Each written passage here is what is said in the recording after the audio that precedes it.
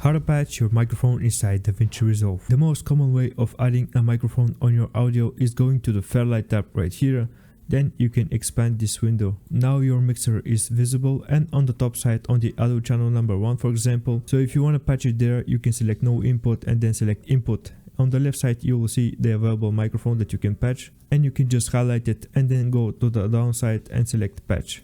In most cases this is enough so you can start recording your voice, but if you don't see your microphone in there, there's other ways that you can fix it. So let's say for example we're not seeing our microphone in there, or we cannot access that menu.